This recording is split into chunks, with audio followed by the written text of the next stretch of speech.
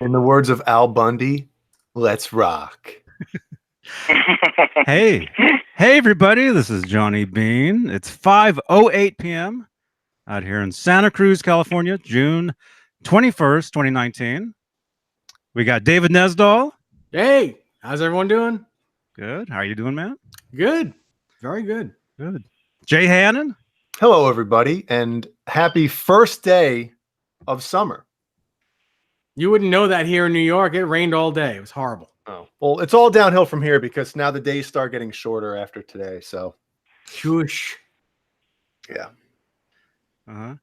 And Dave, who do we have on the line? We have Steve Rosen. Hey. The amazing Steve Rosen. Hey, Hey, man. how's everybody out there? Awesome. Great to have you, Steve. Thank you very much, man. It's fun to be here. Man, like I was telling you off air, I've been a huge fan of your writing for 30 years at least. Seriously? Yeah. Yeah. You read those, I guess being a Van Halen guy, maybe you read those Guitar World covers from the mid-'80s and stuff? Uh-huh. Can you see the video? Yeah. Can you see us? I'm sorry? Can you see the video? Did the video I can, yes. open? Okay, I'm holding up a magazine right here. this was there you go. And supposedly it's signed by Eddie, although I bought it from somebody, so I don't know if it's an actual signature or not. But oh, it is. Yeah, that's his signature. This was my magazine when way back in the day, man. That's awesome. I've never seen you have. You've never shown that before, unless you have, and I didn't remember. I don't think he's shown it since you've been on here, Jay. But I've seen that. I've seen that magazine. I've seen him hold it up, and I had that magazine way back when, and it's like the pinnacle of the Van Halen interviews. It's like that's any interview. If you're talking about an interview of Eddie, that's the one you're talking about. Yes. Yeah. This is it. That's cool. I mean, I'm a pretty self-effacing individual, but that interview was kind of, yeah. I mean, I think that kind of set a standard for Van Halen interviews back in the day, and I tried to do stuff a little different and pulled in quotes and tried to fancy it up a little bit, but I think, that interview, of all the interviews I've done with Ed, I mean, that one probably stands out as much as any of them. Mm-hmm. Mm-hmm. Yeah. So, Johnny, what stands out? I mean, because you've probably read that interview once, twice, 1,000 times. Right. So is there anything in there that kind of sticks out that because obviously we've read all those things back in the day so much that, there's certain things from each interview that you're like, oh man, that's really cool. Or do you remember anything that pops out to you? Well, I think for me, I think this was like one of the first interviews I saw where Eddie talks about, his beginnings, where he came from, talking about piano, talking about winning first place in the piano contests, in college, or school, and the poster. You can't forget the poster in this. Oh one. yeah. Yeah, the Frankenstein. That's crazy. Yeah. That's like the first time we actually got to see the whole guitar as up close as you can. It's amazing. Yeah. Mm-hmm. Yeah, I played that guitar, and I'm sorry, guys. I don't mean to be speaking over anybody here. I'm watching the video, and I can see guys talking, so I'm hoping I'm not speaking over anybody. Oh no, you're not. There's a delay, so as long as you don't hear us talking on here, it's all good. Oh, cool. I was just gonna say, I'd actually played that guitar. Well, I played it. I mean, I held it, and you think that, oh my God, then Eddie Van Halen's guitar is going to be like, this amazing guitar. And it's going to play, effortlessly.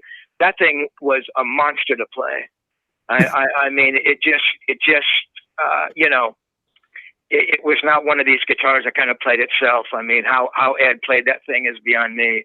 But yeah. That's funny to hear that, man. Because you think like, oh, Eddie Van Halen's guitar, it's got to be, ship shape.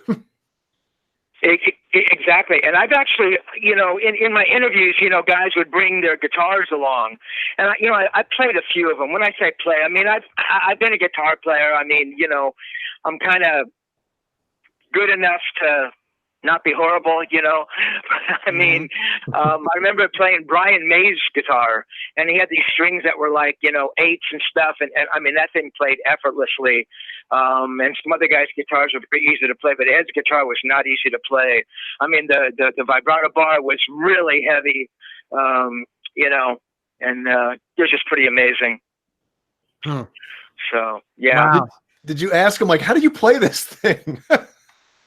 Ed, I mean, we were talking before we went live here, guys, and, you guys had mentioned that, you'd maybe, listen to that interview I did with Ed in '78, where he's over at my house and he's kind of playing guitars and he's playing stuff for the second record.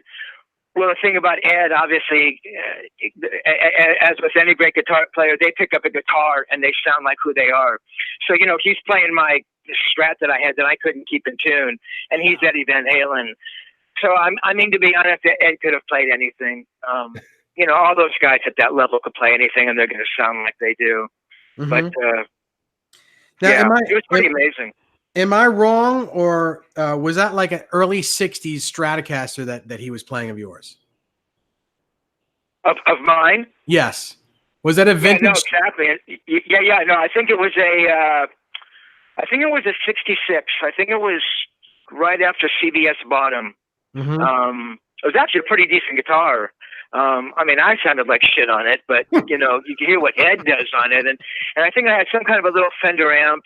I can't remember what I had, or maybe, or no, I think maybe he was just playing acoustically with the electric, and that's what you're listening to. And I mean, I'm sitting 3 feet away watching him, and you think of these guys, and I think of Eddie Van Halen. Yes, he's a great guitar player, and some of these other guys, man. But when you're sitting 3 feet away from him, and I mean, you're really watching what he does, and you're watching the attack of the pick on the string, and you're watching his left hand, and I mean, it was something special.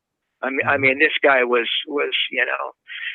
God came down and anointed this guy.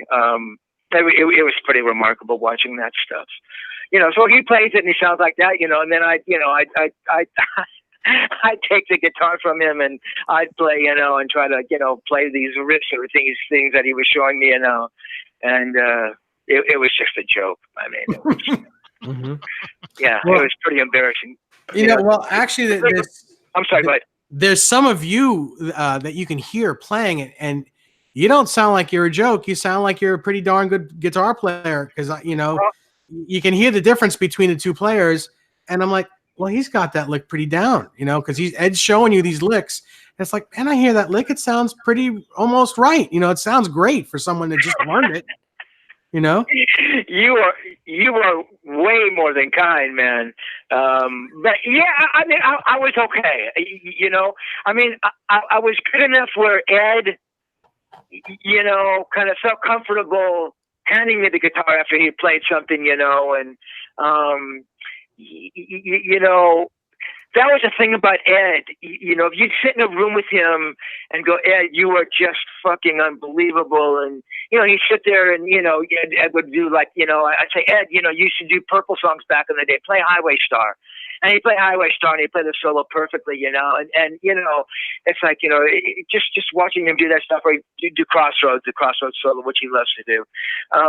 But the thing about Ed is, he never really wanted, like a psychophant. He never wanted you kind of, drooling over his playing, or he's saying, Ed, you're just the fucking best, and how do you do that? I mean, that's not what got him off. He just kind of wanted you to be honest, and, so, again, as I'm sitting there and I'm watching him, I'm thinking, I know how remarkable this guy is, but try not to go crazy on the guy, and just kind of talk to him and be a friend to him, and somehow he responded to that, for a lot of years, that we were friends. He just kind of, felt comfortable with me and was willing to kind of, be pretty open about stuff. And, you know, I get up there and butcher a guitar part, and he'd never say, "Oh man, you know, you suck," or "What do you do?" I mean, he never ever did that. You know, it's pretty remarkable actually. That he had that quality, being, you know, arguably the greatest guitar player in the world at that time, or acknowledged as the greatest guitar player anyway. He still is in my book. Yeah, pretty amazing, pretty amazing. I suppose we've all, you know, heard the rumors and the quash rumors about, you know, the original Van Halen getting back together with Michael. I just read on Blabbermouth today that is not going to happen. Yeah. To be honest, it's a little sad what happened to those guys and what happened to Michael and the way he was treated. I mean, I don't think that was fair. But you know. Yeah, I think we're all on the same page there. Yeah, yeah. That's just, you know, that's the way life is. So. Well, before we get too much further into this stuff, the Dog Paw, or the Dog PA, he's in the chat room. And he wants us to say hi to you. He says, I've met Steve. I saw him play at a club I sat with and met Tim Bogart, thanks to him, many years ago. Knew his brother. We all met after the show, and the show was great. After Tim asked us if we wanted to jam, and we all thought he was kidding, Steve told us later he was serious, and we blew it. Please tell Steve. Seriously? Yeah, I don't know his real name, so if he wants to say his real name in here, maybe you'll remember. But and Tim, I'm sorry. So Tim Bogart was there? Yeah, apparently. Yeah. So that's pretty cool. He said he sat and met Tim Bogart thanks to you. Oh, that's entirely possible. Mm-hmm. Honestly, I can't think who this is. If his real name appears somewhere, that might jog a memory. Well, we'll keep an eye on that. Yeah, it's the Dog PA. Yes. The username. Hey man, if you want to email me or message me your real name, I'll get it to Steve. Oh, and also Tony Neville says hey. Hey Tony. Steve, can you see the chat room on the video? I can see it going by. Yes, interesting. Okay. Cool. Yeah, cool. Yeah, Tony's great. I'm not quite sure. We've never met, but you know, Tony's one of my guitar pick guys, and well, obviously, you know, he hooked this up for me, and very cool guy, very sweet guy. Yeah. Cool. Well, listen, before we go any further, why don't we do a roll call to see who's here and say hello? Okay. Jay? Oh, me? Yeah, you're good. My roll calls take longer than anybody else's. That's fine. That's totally fine. Especially when never mind. All right, we got Garbage, R2R3 Locking Nut. That's Sean Alan Zimmerman. Our That's friend Alan. Nightbot is here, our favorite. Will Neal, David Ennis, the Dog Paw, Michael Schinkel, Ben. Is that Coombs or Combs, Johnny? I don't know. We got Caleb Rapoport from Nerd Halen is here. John Boulware, Bam Mozzie, Tony Neville, Charles Green, Thomas Santiago, Joe Hervey, my metal buddy, Derek Hall, Alex Radford, Tube Supio, Tube Supio, Frank C, Alex Radford. I think somebody mentioned that. JJ's House of Jams. Yeah, we should do a triple roll call. Everybody read a name. Everybody just read a name. John Parson Project. Brian Cote. Sean Zimmerman. Harvey. Anthony. JJ's House of Jams. John Parson. Oh my goodness. Michael Smith. Michael Smith. Jeannie says. All right. Back to the fun stuff now. Okay. That's cool. That's a lot of guys, man. That is very freaking cool. I recognize a couple of those names, I think, as guys who have, you know, I know through my eBay guitar pick thing. So that's great. Yeah. Awesome. Yeah. Right now we have 58 people watching us live, but Wow. and that'll climb up as the evening goes on. So yeah, we usually get quite a few people watching us. Very cool, man. So how long have you been doing this, Johnny? How long have we been doing this? I think we started maybe 4 years ago. Wow. I think. But you were doing this way before that, you know, maybe not this exact thing, but you've been on the internet doing videos. Yeah. Yeah. I've had this channel for about 13 years. And I've done everything from guitar lessons to vlogging to this kind of talk show stuff to, you know, different stuff. That's cool, man. Yeah. So do I get a guitar of my choice for being on the show? I can just use one of these guitars behind you guys here. This one, you can have this one. Which one? Show me. The one in my hand. The one in the fat guy's hands. I'll take that one. I'm sure you will. Steve, I'll give you an address. Have you played the actual 5150? Have I? Yeah. No, Okay. I haven't.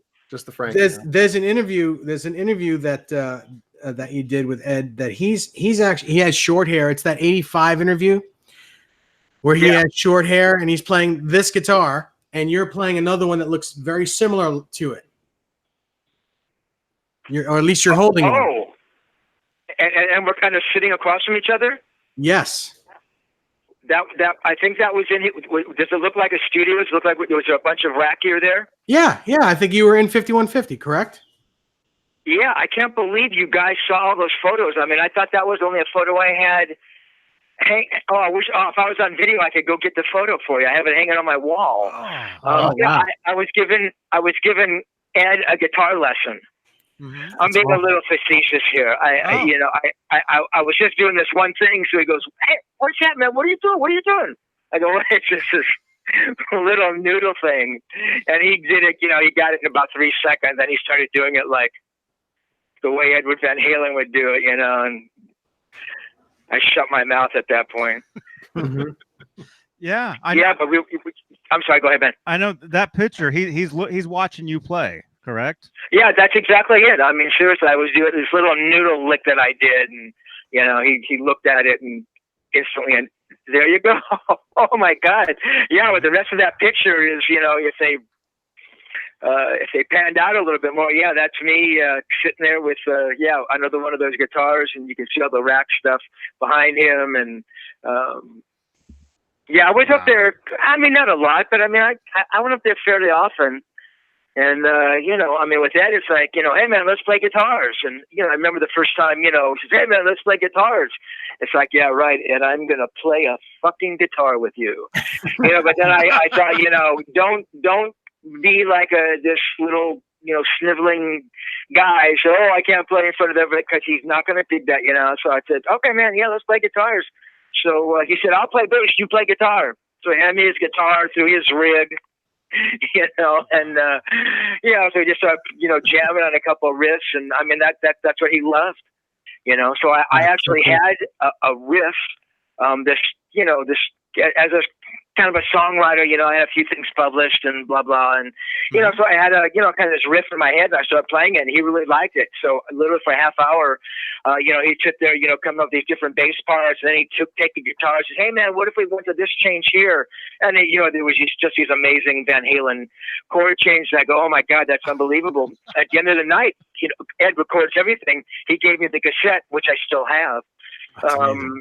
Of us jamming. And so, you know, I'm leaving that night. He goes, hey man, do you think if I, you know, worked on this song or something, you know, maybe if it ever shows up on an album or something, could we do that, you know? And I go, yeah, you could put it on a Van Halen record, do whatever you want. I mean, it never showed up on a record, but the fact that he would even say that was pretty astonishing. You know, that was a pretty fun night, I must admit. That's cool. So we have. I want to tell you a couple things that some of the people in the chat room is saying.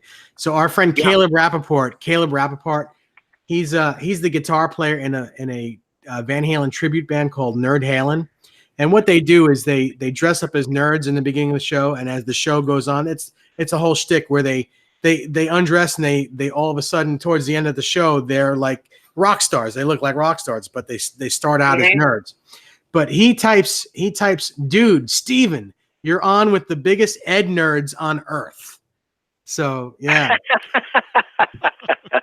And Cool. our friend, the Dog PA, says for Steve, he says, I knew your brother Mick. How is he today? No, how is that possible? Who is that guy? We're still waiting for him to give us his name, but his handle on here is the Dog PA. Dog PA. I mean, I can't even imagine who would be on here who would know my brother. I mean, that is too much. Wow. He's been watching us for a while too. Yeah. That username, the Dog PA, has been in our chat for quite a while. For like, has it really? Yeah. So it's not set up. That is incredible. Yeah. Wow. Very cool. Yeah, there's some good stuff. Our friend Alan says Jimmy Page gave very good information to Steven in his 70s interviews. He didn't start giving detailed interviews like that until the 80s. That is true. I remember that Page interview, excuse me. It was pretty unbelievable. I was writing for Guitar Player then, and I worked for a year to put that interview together, and they finally acquiesced. You know, Zeppelin had a love-hate relationship with the press. You know, they love to hate the press, right?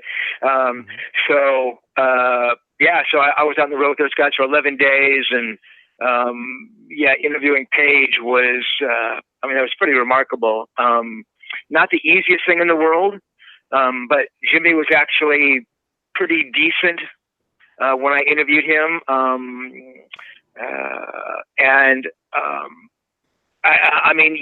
I've read other interviews by him, and I think he went into a lot of detail that he had never gone into before. And he may have even, I'm pretty sure he said at one point, he goes, this is really important. We should do this right. We're gonna get all this stuff. And I thought, oh my God, this is gonna be the greatest freaking Jimmy Page interview that's ever been done. And I had literally 10 pages of typewritten notes, pre-computer, and I was ready to go over every song and every session and every guitar, And then I talked to him in, I think, 2 different sessions. And towards the end of that first session, he had been indulging a little bit, and, things were getting slurred and his memory was kind of going. So I realized, the interview of all interviews wasn't going to happen, but still, I think it turned out pretty cool. So, that was pretty amazing, being on there playing and hanging out. And So how hard was it not to do that stuff with these guys? Or did you? Not to indulge? Yeah. That's a good question. To be honest, I was never one of those guys. I didn't drink for no other reason that I used to get migraine headaches. And if I took a sip of wine, I would have a migraine that I swear to God, blood would come out of my eyeballs. So I never drank. I never particularly cared for the taste of alcohol. Back then, the 70s, I've probably done a few things, we all did kind of, oh, well, fuck it. We all did Quaaludes, and, we all smoked, and, maybe some other, not real heavy stuff, but some other things. But to be honest, it was never offered to me. Had he offered it, and I'm sitting in the room with Jimmy Page, it's like, come on, man, how do you say no? Really, could any of us have said no? Had he said, hey, man, you want to, short of, sticking a needle between my toes, I probably would have gone there with him. But, honestly, it just never came up. But he would kind of walk into the bathroom, and it was kind of obvious what he was doing, unfortunately. But still, he was pretty cool. I must admit. A couple times he would kind of get angry, and it's like, oh my God, he's gonna go crazy on me, and he'd say something like, oh, that's a fucking stupid question. What do you want to fucking know that for? I go, oh my God, I'm just shrinking in my skin. But for the most part, he was pretty cool. I'd interview him again in '86 for the Firm, and that was a nightmare from the beginning. He was just in a nasty freaking mood. I don't even remember if he remembered who I was. I said, Jimmy, Steve Rosen, 1977 guitar player cover, and I don't know to this day if he ever remembered recalls who I was, but he was very nasty in that, man. I mean, every question is like, well, what the fuck, man? You know, and he was drinking, and I could barely hear what he was saying, and oh god, that's got to be tough for the get a interviewer. migraine headache that day, and then somehow I got through it, and then I got done. I went back to my room and threw up for about a half hour. That sucks, you know, and that band is one of my favorite all-time bands. You know, oh yeah, I loved that band. That was a killer, you know, superstar band. Yeah, they were pretty good. I mean, they definitely had their moments. Absolutely. Mm-hmm. Yeah. Wow. So what do you do? What do you do when you're interviewing somebody like that and they all of a sudden just start being a huge jerk? Do you kind of like, all right, this isn't enough of this, like I'm out of here, or do you kind of have to like walk on eggshells? Yeah, man, that's an excellent question. And to my what's the word? To my better nature, I never physically got up and walked out on an interview. You basically just kind of grin and bear it. And for a long time, probably for years and years when I first started interviews, I always took it personally. Like, oh, fuck, what did I say to this guy? You know, how did I piss him off? Or what did I do? You know, what did I say? And I realized it was never me. Because I was usually pretty good about doing my homework and listening to the newest record, and you know, I really had that stuff pretty well together. It was just the person on the other side of the microphone. So you just kind of grin and bear it, and you realize, you know, you're not going to get any good interview out of it, but just, you know, you be professional enough to sit there and you know, soldier through. You know, Page was a nightmare. There's been some nightmares. Frank Zappa was a nightmare. One of the most sarcastic people who's ever walked the earth. Todd Rundgren was nightmarish. Ginger Baker, oh my God, that was a phoner. That lasted about 15 minutes, and I asked him a question about Cream because they were one of my favorite bands. He says, "Fucking Cream, that was 6 years ago. What the fuck do you want to know about Cream about?" And, oh my God, that was pretty bad. But Ginger Baker, you just try to deal with it. Ginger Baker looked like an asshole when he played the drums, so of course.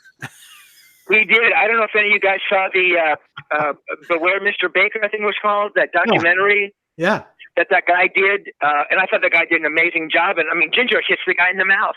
And here's this guy on his own dime is trying to document Ginger. And Ginger's just one of these angry guys, man. Very angry guy. But yeah, so I mean, I would say, I mean, I've interviewed a lot of people. I'm guessing, I don't know, I bet there's been 2,000 people I've interviewed. I'd say 1,960 of them have been very cool. But those 40 guys, wow, nasty guys. Wow. So you've listed a couple of the terrible ones. Well, not terrible, but, you know, the angry ones. Who would you say was your favorite? My favorite interview that I've ever done? Well, either interview or just person. When you got done, you're like, wow, that was what a great guy or girl. See, that's an excellent question, because a lot of these guys might be decent guys, but when you're walking out of the room, you're never thinking, oh, I'd like to be friends with that guy. You know, I mean, he could be a totally decent guy, and you're in awe of his guitar playing, but it's not the kind of guy you really want to be friends with. So, I mean, that's a very good question. I mean, just in terms of meeting people that, you know, were, you know, on my wish list. I mean, you know, a lot of those obvious names. I mean, Page was one, Jeff Beck, which is one of the first interviews I ever did, Pete Townsend, Brian Wilson. But it's like those people, I mean, I don't know if I could ever really be friends with them.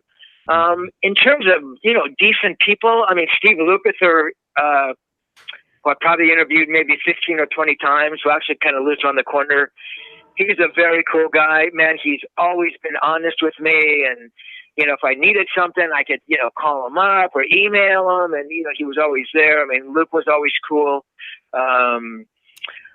Who else? For a long time, Billy Gibbons. I mean, you know, again, not that we were like best friends, not that I'd, you know, fly to Texas and hang out with him, but you know, whenever we'd interview, he was just always incredibly open and indulgent with me. He actually had a house out here in Hollywood, on the Sunset Strip. Very nice house. We actually met up a couple times. He had a house in Santa Fe. He actually let me stay there a couple times. And it's funny, I was there once, and he had a copy. I interviewed Billy for Guitar World, and in the closet was like a copy of the Guitar World issue, which was, you know, I don't know, that felt pretty cool. But you know, so I mean, there've been some pretty, you know, remarkably cool people. Joe Satriani is a pretty amazing guy. You know, yeah, there've been so many actually. Now you interviewed. That's the one. That's the one. Yeah. That is the one. That interview. There was a NAMM show in Chicago, and Guitar World wanted me to come out to the NAMM show. So I flew to the NAMM show, and I had been working on that story, and that story needed to be done really quickly. So I can't remember the exact details, but I handed the story in, and Noe Goldwasser, who was the editor then, Guitar World had a booth at the show. I handed the story into Noe, and he says, "There you go. The man." I handed the story into Noe, and he said, "This is horrible. You can do better than this. This sucks." So for 2 days, I actually sat in the press room of the NAMM show in Chicago to finish this story, and kind of, you know, what you read there is kind of what I came up with. But yeah, Billy G is unbelievable. Nice. Didn't you travel with Edward Van Halen to a NAMM show? I did. I remember that was another one of those. Which magazine was that? The Stevie Ray Vaughan cover? Exactly. That's exactly right. And the title was, that was being clever. And I thought I knew Orleans. You know, yeah, it was the NAMM show in New Orleans, and yeah, I can't remember how it happened. Ed was going to go with, I think, Rudy Laren, who was Ed's tech at the time. And at the last minute, Rudy couldn't go. So Ed I think he called me up the day before, saying, "Hey man, you want to go to the NAMM show in New Orleans?" I go, "Yeah, and I want to go to the NAMM show in New Orleans with you." So I remember driving over to his house. Again, Ed, I live in Laurel Canyon. Ed lives in Coldwater, so it's kind of 10 minutes over Mulholland. And I show up at his house, and it's like 8 in, and Ed was drinking, but you know, he was cool. So I took a limo down the airport, and they got on the plane, and I remember walking on the plane with Edward, you know, and these freaking stewardess just going insane. And they walk over every 3 minutes, like, "Hey, can I help you with anything?" And this and that, you know. And, you know, I was hoping I would get some of the residual leftovers or something, you know. And so, yeah, so I go to New Orleans and Ed did the show, and it was amazing. I mean, I remember walking in there with him, and the only way I can describe it is like the Pied Piper, you know. I mean, I'd been to shows, and there have been some big guys that showed up, you know, Stevie Wonder, I mean, some heavy, Jeff Beck, I mean, heavy people. And Ed walked in, and man, it was like, I don't know, someone announced it on the PA, and I swear to you, within 10 seconds, he was surrounded by a phalanx of people. I mean, hundreds and hundreds and hundreds and hundreds and hundreds and thousands of people, man. And it was like this, you know, worship thing that it was just remarkable to me. So yeah, that was pretty incredible. I have you know, a point in time we're hanging out with, you know, some in the room with Ed and Brian May, and I think Nugent might have been there, and John Entwistle, and Ed's jamming with John Entwistle, and I'm thinking, oh my God. I remember this really clearly. Ed is walking. I think he was walking with Ed, was because he jammed with Entwistle. He went to walk with Entwistle and maybe Nugent, and I'm kind of like, you know, trailing in the back, and you know, it was like I felt left out. I mean, I felt insignificant, to be honest with you, because I mean, here I am with these freaking guys, and you know. So I remember saying to him, "Ed, oh, you're ignoring me like some little bitch girl." Forgive my language, man. And I can't believe I would even say that to him. But he goes, "Hey, man, it's cool, you know. You're, you know," and I don't know. He put his arm around me or something. But it's like my insecurity was like so overwhelming. It's like, oh my God, talk about being an ant amidst giants. I mean, you know, but he was cool. I mean, he would indulge that. He wouldn't like jump on that. Say, you fucking insecure dickhead, you know. He would just be honest with you. He'd say, hey, it's okay. Don't act like that, you know. And that was the thing about Ed. He was honest, man. If he wanted you in the room, you were there. If you say, hey, man, I'm going to work in the studio by myself now, you need to go home, he just went home, and you could never take it personally because he could be pretty blunt, but he was always honest. So, yeah. So, yeah, that was a pretty amazing time. Walked up and down Bourbon Street, you know, and again, you can, if you've read that story, you know that, you know, we walked by and there's a band playing Jump. And so Ed leans his head in and he's looking in there, and I don't think anybody saw who it was, you know.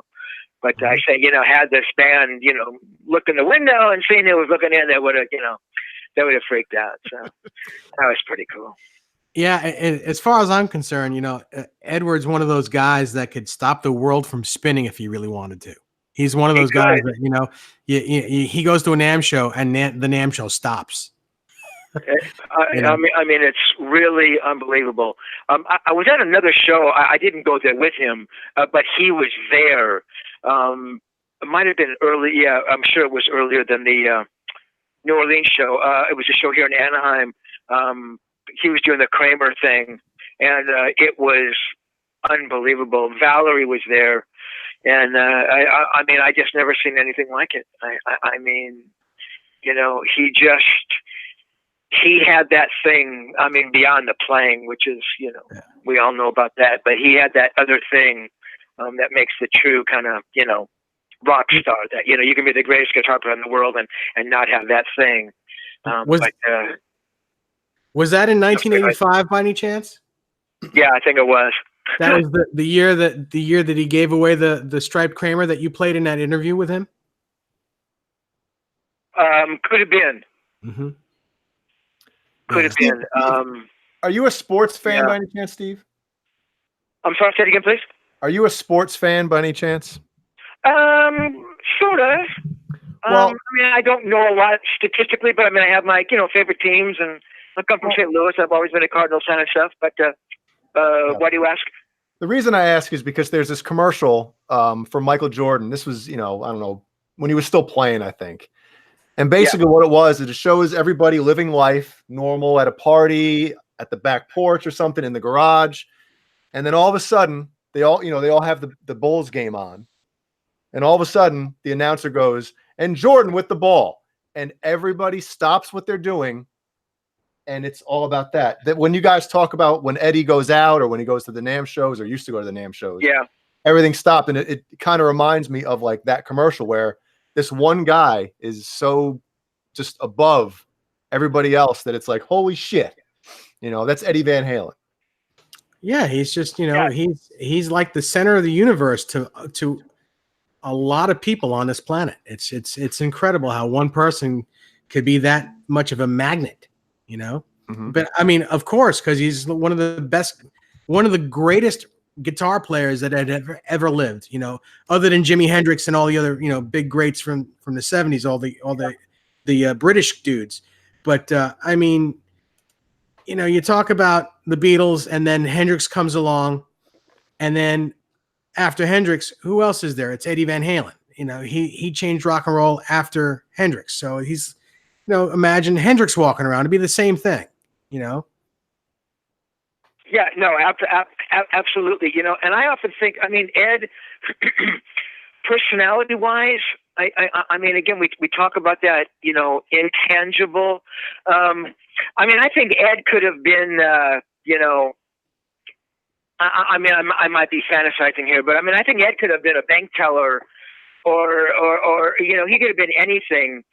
Yes, we're in awe, and obviously we're drawn initially to the guitar playing, but he had that thing, you know, this other thing. And again, I understand that it's inextricably tied to the guitar playing, but had he not been a guitar player, I still think Ed would have had this magnetic thing. You know, I don't think he would have attracted crowds of thousands, but I think he always would have been the most popular guy at a party. And you know, there's just something very magnetic and infectious about the guy. So yeah. Well, what I know for a fact about Eddie is if you're in his inner circle, you're just, he is absolutely exactly what you would want out of him. He could be your best friend. He gives you all the time of the day for himself. You know, I mean, there's two Eds. There's the good Ed and the bad Ed. But if you're in his inner circle and he's in a great mood, he will give you the shirt off his back. He'll give you all the time in the world. It was, you know, I don't really want to bring up my thing with him, but he was just the best gentleman ever when I was able to hang out with him. It was just incredible.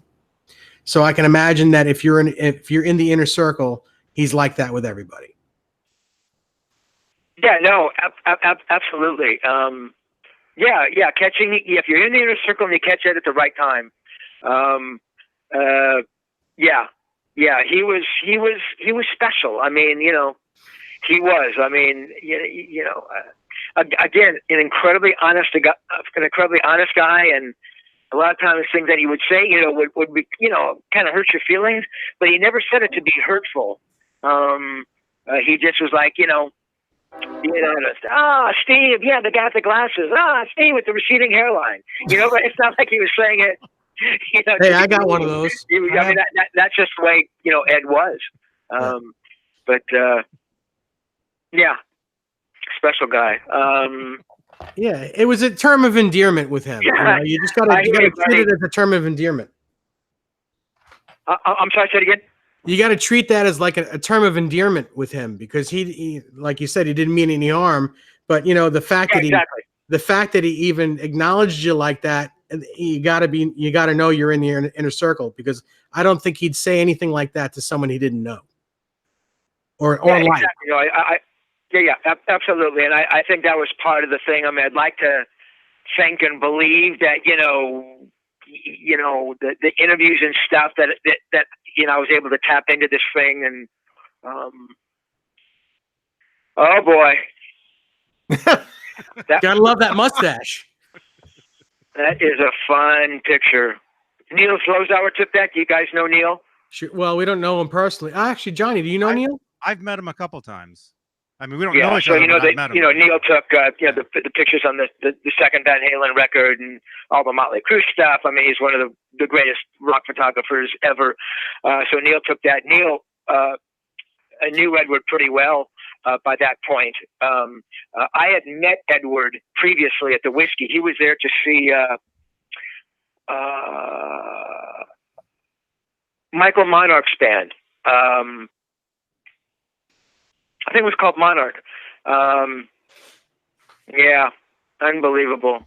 And so I met I think it was maybe the second time we'd met there. And I mean, he was just the greatest. Why didn't I ask him for a guitar pick? Do you have any guitar picks from Eddie? Believe it or not, I do not. Oh, I'll send you one. I'll send you one. I've gotten them, you know, I've gotten, you know, I've traded guys, I've bought guitar picks, but all the times I was up in his studio and, you know, ashtrays filled with picks and picks he'd use, and oh God, just shoot me now. I mean, oh wow. God. Well, I'll send you one. It happens with a lot of guys. I mean, I did ask, as I interviewed guys, I did get a lot of picks from them. Mm-hmm. But there were so many guys that I didn't ask, and I just have to give you one quick guitar pick story here. So back in the day, before guitar picks were kind of, you know, what were called logo guitar picks. Well, you know, Johnny, I mean, you know, before there was any writing on a guitar pick, you know, a guy would use a generic Fender or Herco or Dunlop or, you know, Gibson guitar pick. So, you know, I would ask guys for guitar picks, and because they were all basically Fenders or, you know, Manny Heavies, you know, Fenders, they were all exactly the same. So I take a little piece of paper and a piece of tape, and I tape who that was, and I put them in a little box. Well, you know, several years went by, and I said, hey, you know what? I'm going to take my guitar picks out. You know, I'm just going to mount them on a little poster frame on the wall. So I take them out, and as I'm pulling them off, what happens to tape when it's stuck in a box for 5 years, Johnny? Why didn't you tell me that? Tape dries out, So what I'm stuck with are a handful of generic Fender picks and 50 pieces of paper, not knowing who belongs to who. And we're talking about incredibly, what could have now been very rare guitar. I mean, people like, you know, Jim McCarty back in the day, and oh God, it makes me sick. So anyway, that's my story. I did, however, in 1975, I did a story for Guitar Player called "The Picks of Rock and Roll," where I did sort of I wrote like a little paragraph about each guitar pick that I'd gotten, you know, from guys, and that's kind of considered, you know, kind of the first, you know, kind of, you know, big story on guitar pick collecting in a big magazine. I'm not saying I started guitar pick collecting. That's ridiculous. But, you know, in kind of a, you know, wide circulation, you know, publication, that's kind of acknowledged as, you know, a pretty special, you know, first step story. So, yeah. So Tony Neville asks me to ask you this question. I'm a little reluctant to ask, but it's in the chat anyway. You could read it. He says, Dave, ask Steve why John Paul Jones got pissed off at you while you were out with Zepp. This is a very good story. So I'm out in the road with Zeppelin, and I actually interviewed John Paul Jones before Page. I was there in the same hotel with them, and they said, yeah, you know, Jimmy will speak to you when he's ready. So I said, well, do you know when that is? They go, no, when Jimmy's ready, he'll talk to you. So basically, I was afraid to leave my hotel room for fear of, you know, I know the second I leave the hotel room to go walk right outside or do something, they're going to call and say, yeah, Jimmy's ready to talk to you. So I'm afraid to leave my hotel room.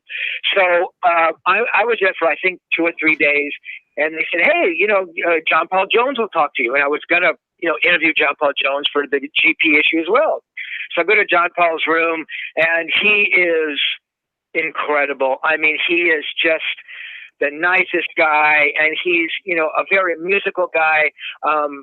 I mean, to this day, I don't know if he ever really got the kudos that he deserves.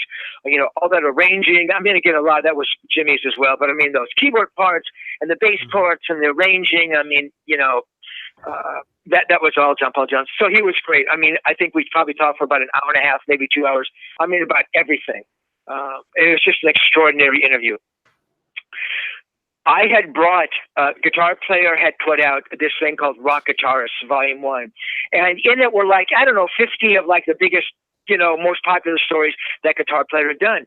Well, they took my Jeff Beck story, which is actually the first story I ever did with Guitar Player, and put it on the cover. That was a story I did back in December 73.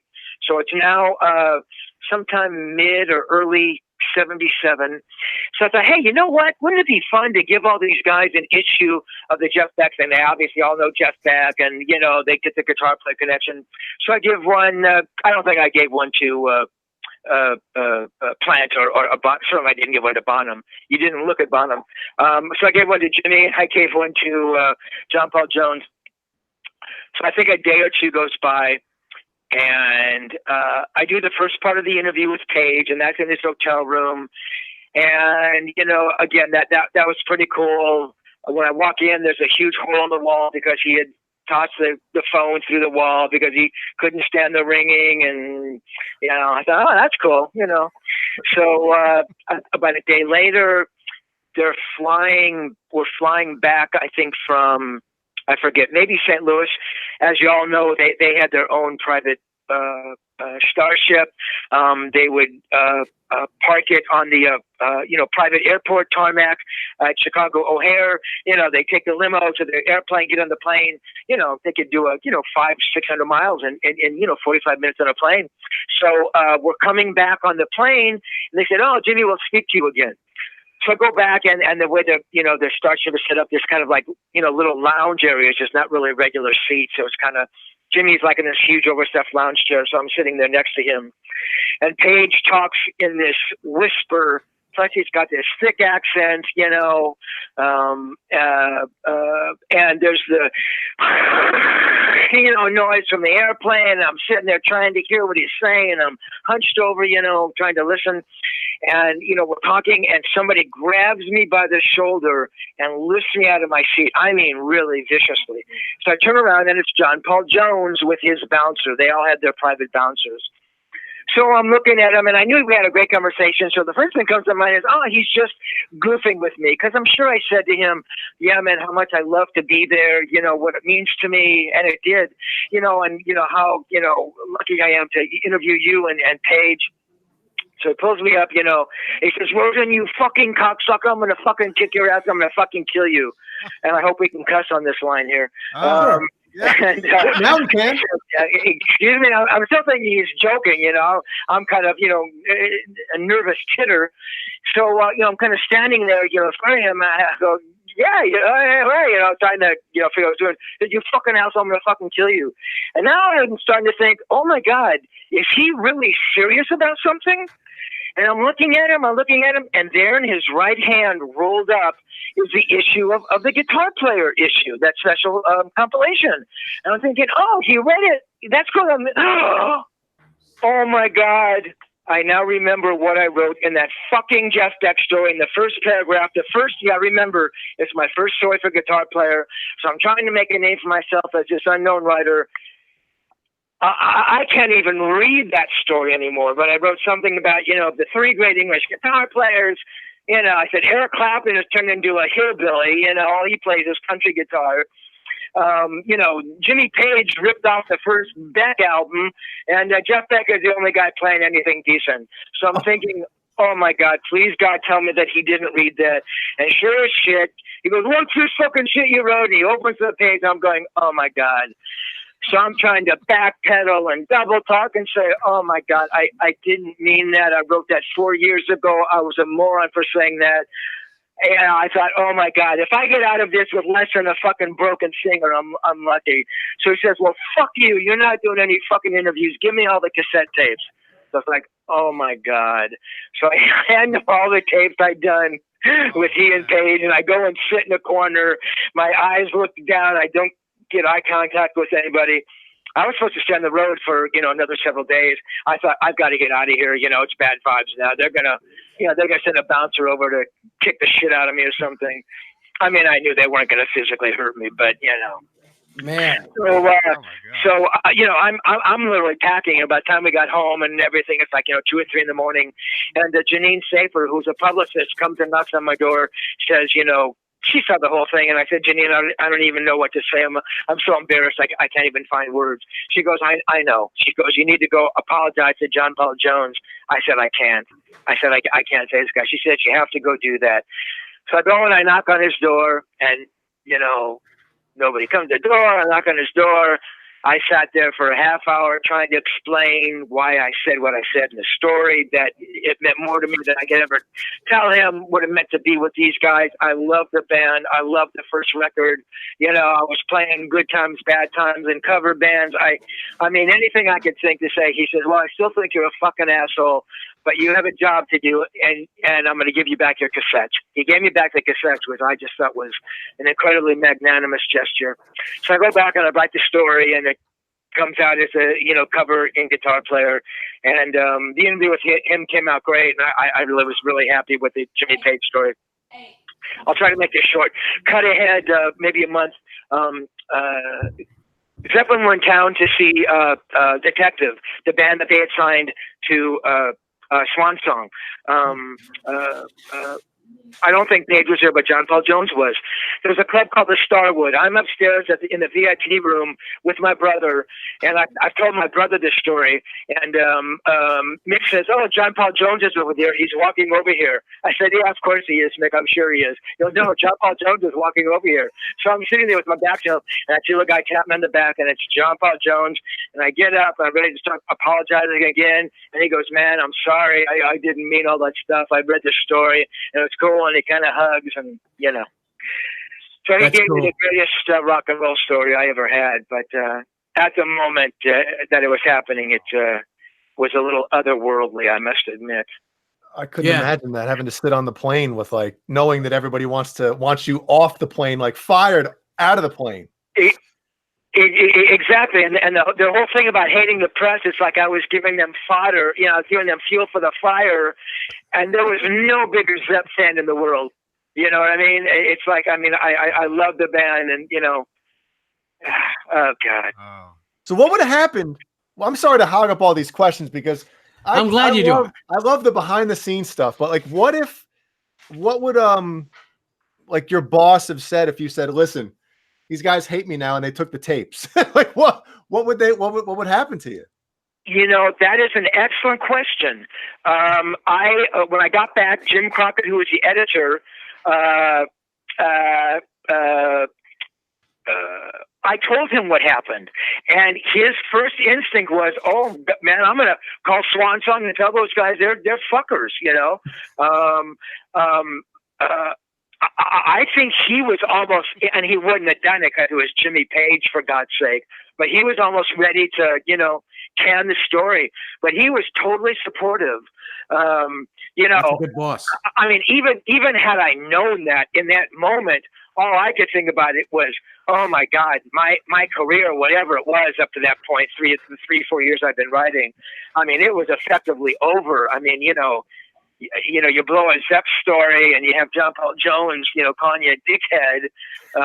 You know, it's like, you're never going to live that one down, pal. So, but they were a really supportive guitar player. I mean, there were some pretty special relationships with magazines back in the day that were very cool, actually. So that's awesome. God bless Guitar Player.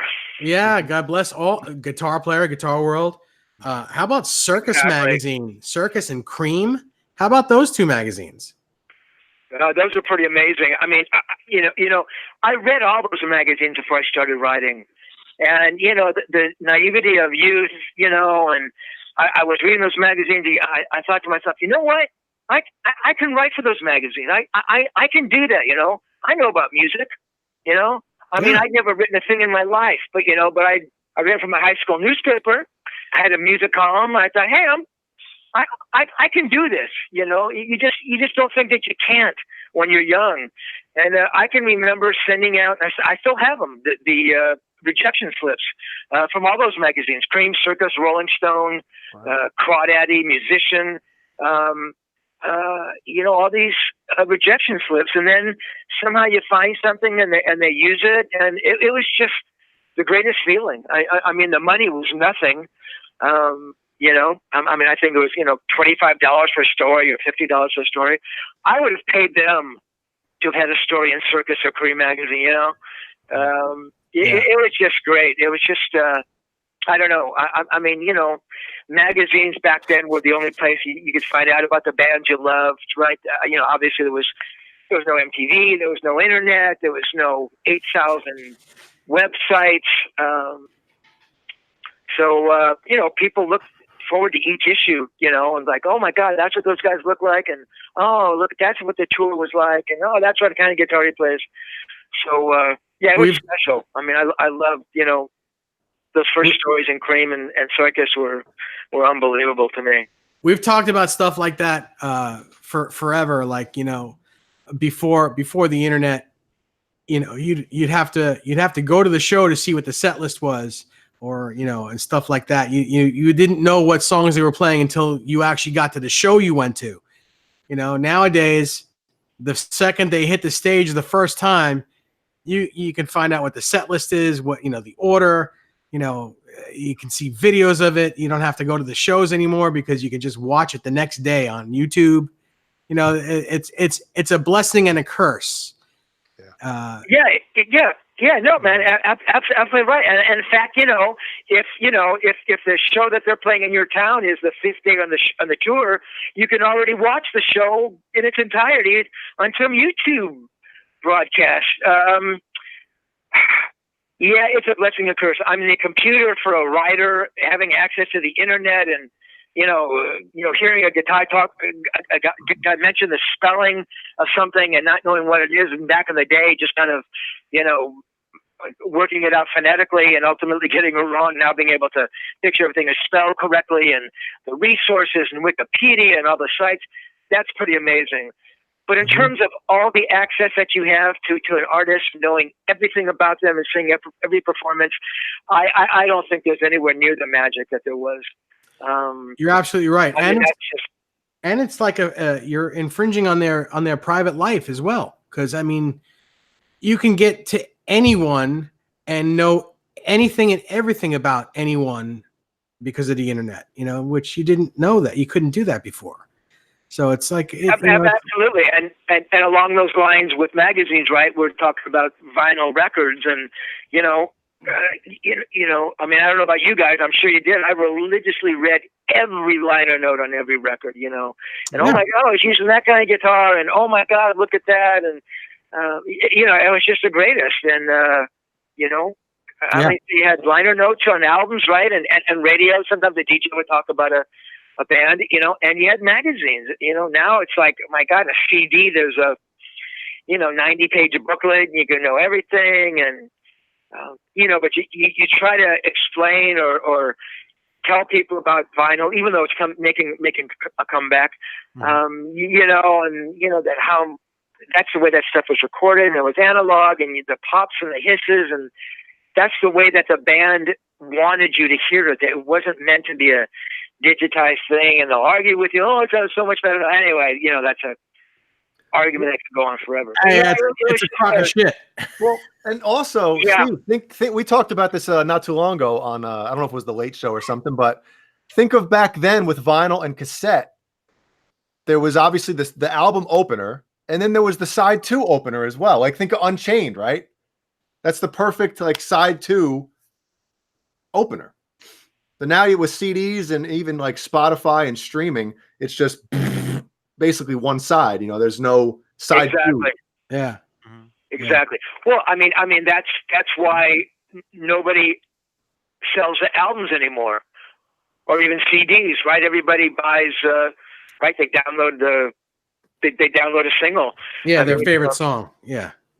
Right. Exactly. I mean, you know, and I mean, it's funny. My brother and I had this running joke that there was no good music made after 1969. I mean, you know, we're being kind of selfish. And beyond that, no good music that was made outside of the tolling bell range of Big Ben in the center of London. I mean, we're being ridiculous, of course, but I mean, you bought an album by a band, and you knew that you were going to listen to all 10 songs or all 12 songs. You know, there's no way you would just listen to one song or whatever the single might have been. You know, it's entirely different nowadays. I mean, I don't know if people listen to albums or CDs anymore in their entirety. I don't know. Well, I do. The album is in their entirety from like streaming on Spotify, but as far as going to the store or ordering online, as far as the physical, it's very rare. Very rare, and it sucks. You know, I should support it more than I do, but people make playlists now. Yep, of like mixtapes. You know, it's terrible. Yeah. So, I'm sorry, guys, I had to change phones. My battery was beeping here. Oh, that's quite all right. I'm an old school guy. I actually use a portable phone on a answering machine. So it's all good. Yeah. Tell us when you're ready. Real quick. R2, R3, thank you very much, man. And there was a good question here in the chat from what was that? My dog barking. I can't stop the dogs from barking. I can stop almost everything else. You know, this has got to be a world's record because I didn't play any licks on my guitar the whole show. Well, this is very special here because normally we've never had. This is the first time we've had somebody on the phone like an entire show. You know? Oh yeah. But it's breaking new ground here, boys. Yeah, it's working great too. Yeah. We're gonna do. This is great. I think it was John BL. Oh yeah, our friend John BL 5150 says, Johnny, can you ask Steve what he thought about the movie Almost Famous? Says it sounds like you lived that. That is the bane of my existence. That's funny. Cameron Crowe was. I mean, we weren't friends, but Cameron lived down in San Diego, California, and would come up to LA a lot because all the labels were up here. So I met Cameron a few times. And, you know, by 15, Cameron was doing, you know, cover stories and, you know, Rolling Stone. And we, you know, did those huge Zeppelin pieces and Allman Brothers. And it's like, my God, I was just, God, so green with envy. I just thought, oh my God, this guy. And, you know, I just thought that was amazing. So, you know, Cameron went on to do what he did, you know, and, you know, directed and did all that stuff and wrote movies and married the girl from Heart. So they're now divorced, so maybe it wasn't all perfect for him. I shouldn't say that. Cameron was actually a very nice guy. So Almost Famous, I went and saw that. And yeah, that was, I mean, certainly that was Cameron's life, but I mean, on a smaller scale, that was my life. I mean, as close as it was, I mean, still those movies, for some reason, they never can quite get that rock thing right. I don't know what it is. I mean, it was close. I mean, he did a good job on that. Yeah, that was my life. I mean, that was it, man. Those were, oh God, they were just incredibly fun times.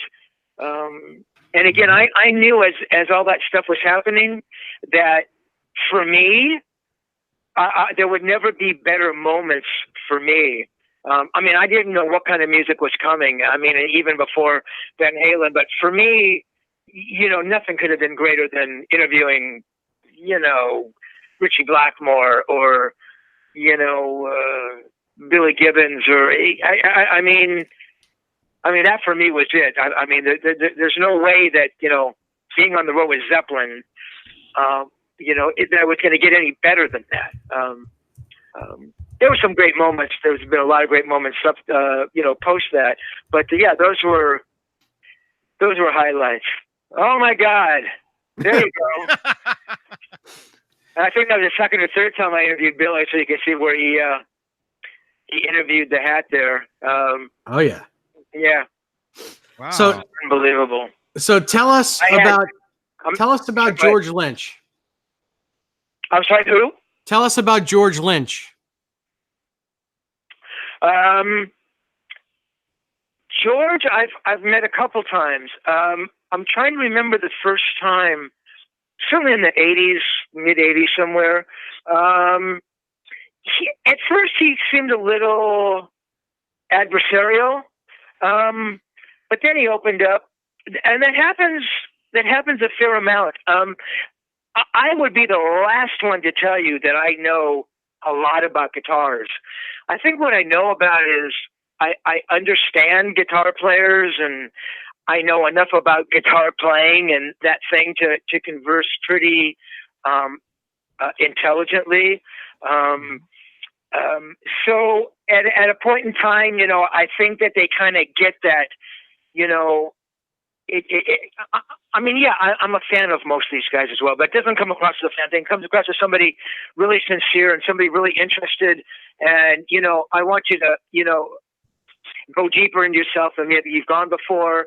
And, you know, some of the questions might be a little odd or off the wall, but it's just meant to kind of, you know, maybe push you into coming up with something you haven't said, you know, in the previous 10 interviews. But he turned out to be very cool. And I've actually interviewed George a couple of times subsequent to that. And very cool. I thought George was a remarkable guitar player. And George, you know, maybe more than all those guys, really, really lived in the shadow of Eddie. I mean, they were, you know, really contemporaries, you know, and not that there was ever a competition thing, but I mean, George was more than aware of Eddie Van Halen. Yeah, and George came out before him. George was playing in those clubs before Eddie. Yeah, that's right. Mm-hmm. That's right. So, yeah. I mean, there was some good guitar players back then in the day. I mean, I'm sure all you guys know Terry Kilgore. Yeah. Yeah. Awesome. So but Terry was a guy who maybe didn't have, you know, we talked earlier about that personality thing. And no offense to Terry, I've only met him once, and he was a very nice guy. But you know, I mean, to be in there with Van Halen again, I think you need, you know, all of those pieces in place. So. There's a great question in the chat by Blank Palette too. He says, "Did you ever interview anyone where they were just lying and full of shit, basically, where you couldn't publish it, and you had to think on your feet about the story?" That's a good question. I mean, I'm trying to think. Oh yeah, I'll give you the perfect example. Yngwie Malmsteen. My favorite guy in the world. What's that? My favorite guy in the world. I can't stand that guy. You know, oh my God. Well, my best friend was Jimmy Waldo, still is. You know, as you may or may not know, you know, Jimmy, you know, started Alcatraz. Jimmy was in a band called New England. Then he started Alcatraz. And they were looking for guitar players. And somehow he had heard about Yngwie, certainly from Steeler, but I think he even heard of him when Yngwie was still back in Sweden. And thought, wow, this guy is, you know, I mean, Jimmy is a guitar aficionado. I mean, he knows straight guitar playing when he hears it. So, you know, make a long story short, you know, Yngwie joins Alcatraz, and Jimmy would tell me nightmare stories about Yngwie. Jimmy was a keyboard player, so Yngwie would be playing, you know, and his guitar would be out of tune. They'd be in the studio. Yngwie would say, "Hey, man, tune your keyboard. Your keyboard's out of tune, man." And as we all know, keyboards don't really go out of tune. And, you know, Yngwie, they were on a bus, and Yngwie would take off his sweaty pants and underwear and throw them on Jimmy's bed. And, you know, Jimmy one time told me he took Yngwie's Strat, the main Strat that he played, and skimmed it like on its back, the length on the floor of the bus. I mean, just totally fucked it up terribly. So, you know, Jimmy knew that I was doing interviews for Guitar Player magazine, blah blah. He says, "Hey man, you got to interview Yngwie." He says he's a total fucking dickhead, but he's an amazing guitar player. So I said, okay. So obviously, you know, Guitar World knew who he was. So they sent me out there.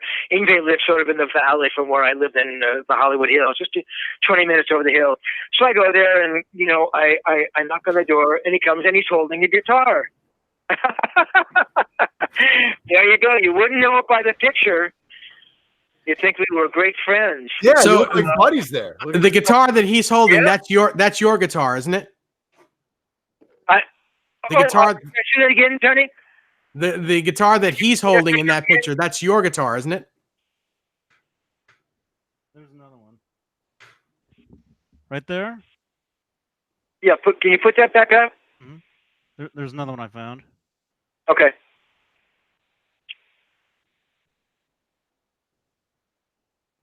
No, those are both Yngwie's.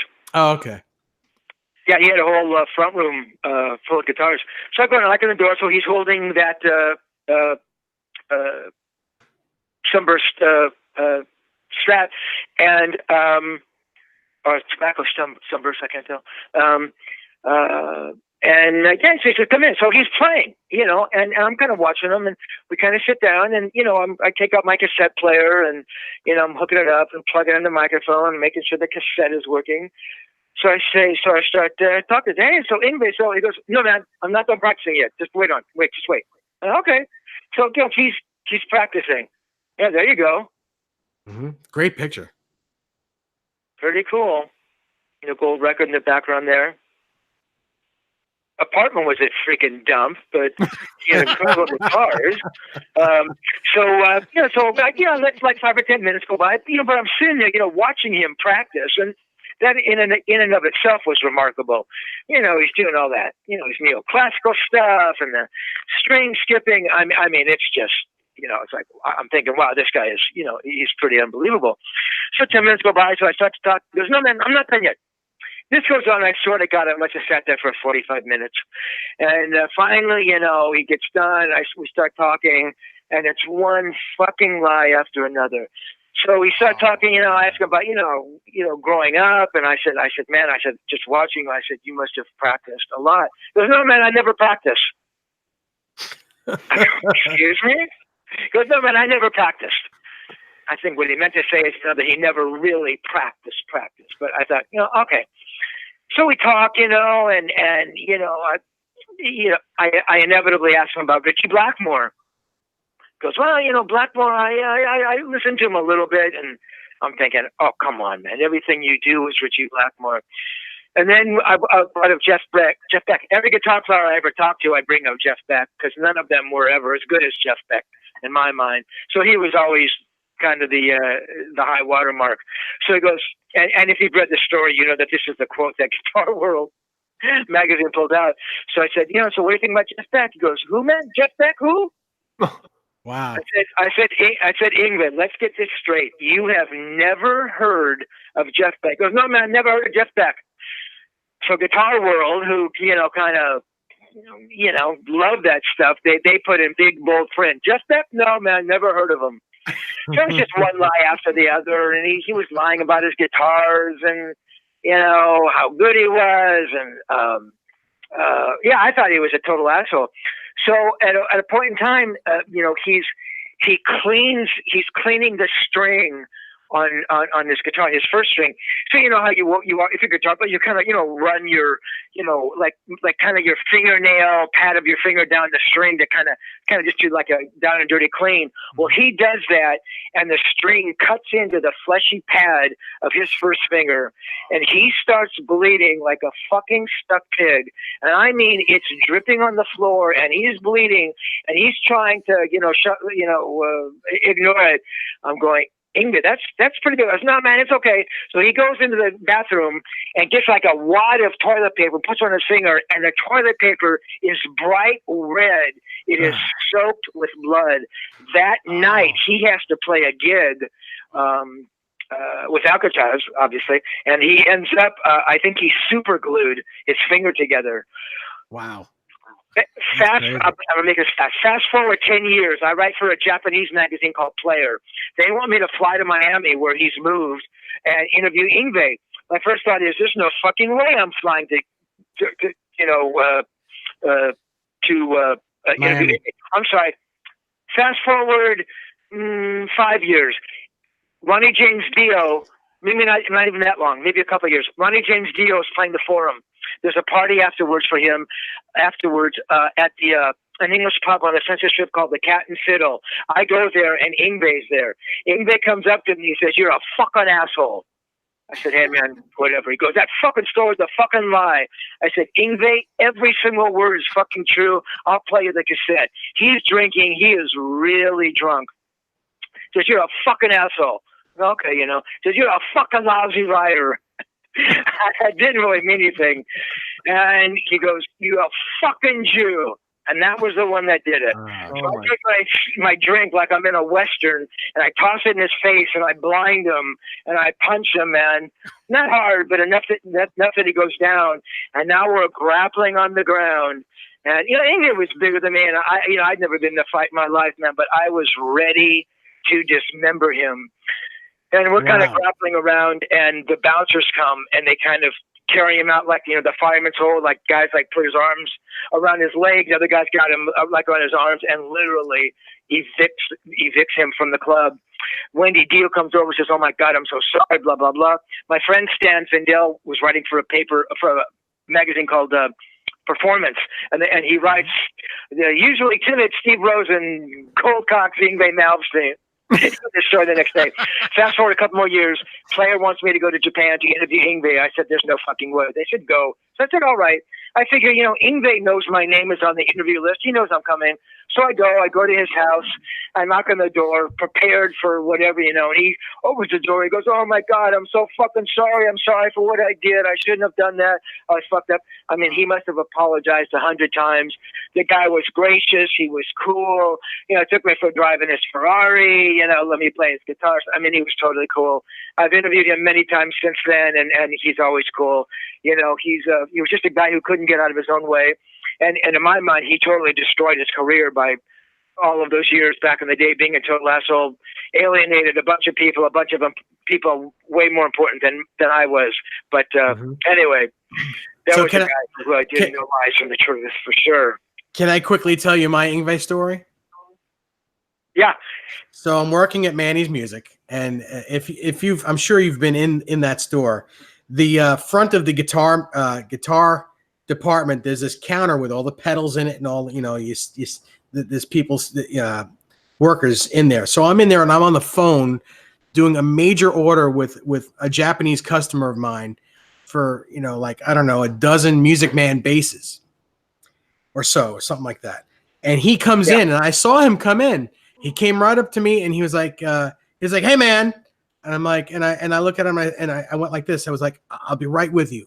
Just give me one moment. It's a very important order I'm taking."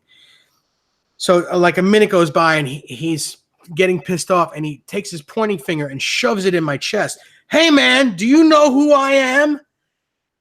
So I was angry. I was like, "I know exactly who you are." And then I turned my back on him and he left.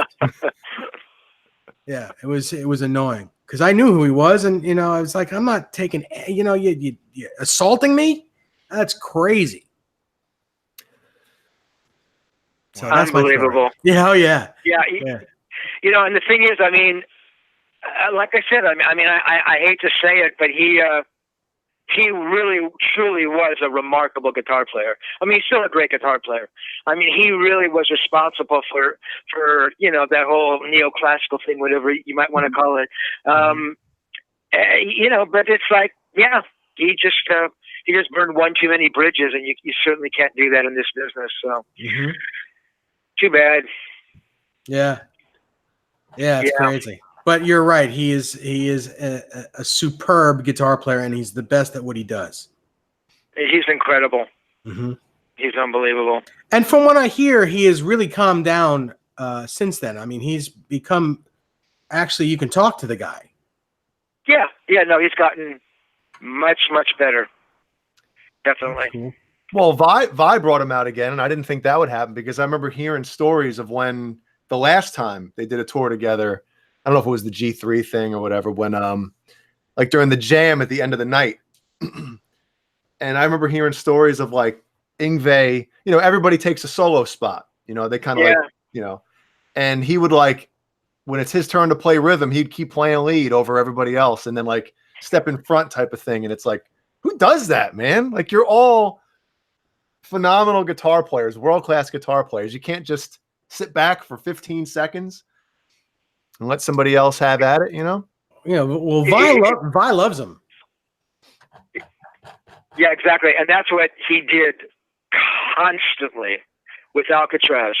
Jimmy said he never stopped soloing. I went and saw that show that night that he cut his finger at the interview. They played, there was a show called Midnight Special, and they played a couple songs, and he just plays over every vocal, and he never stops. And, oh, God.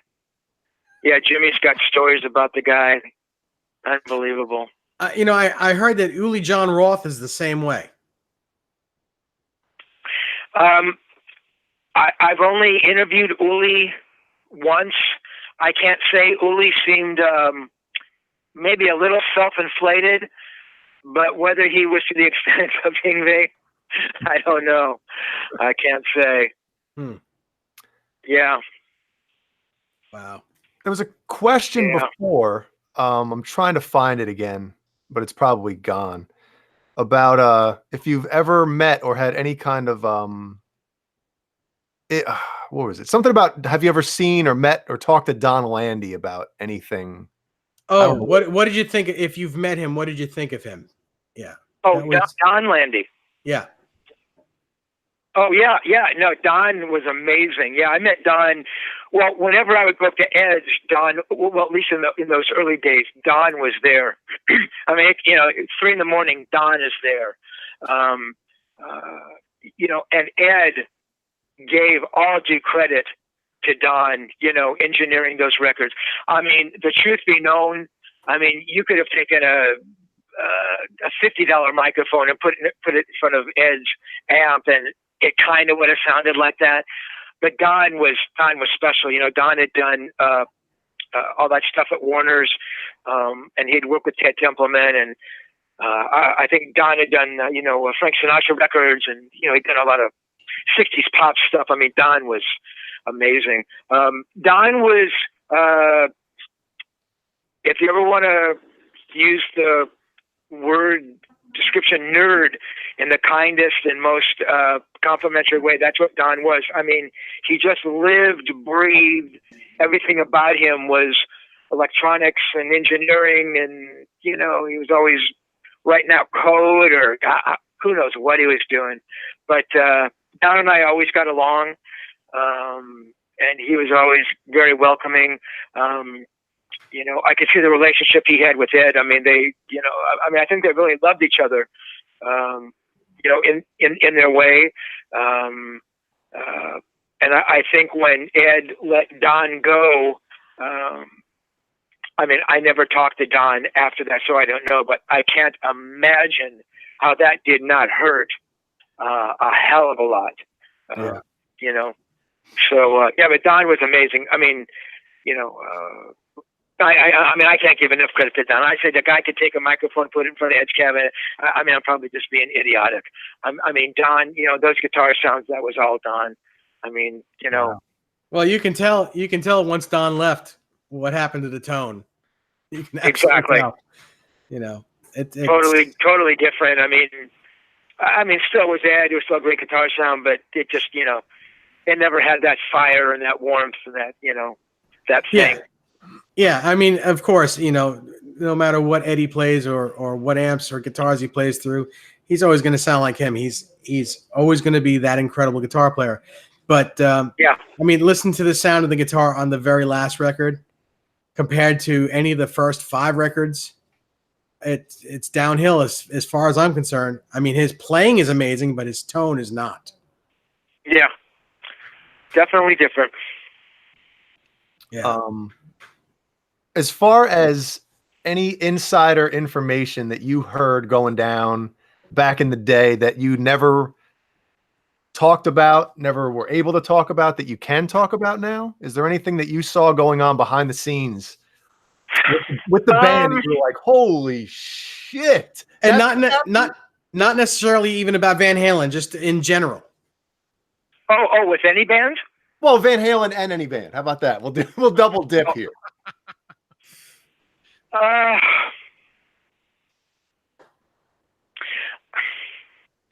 mean, I'm trying to think, you know,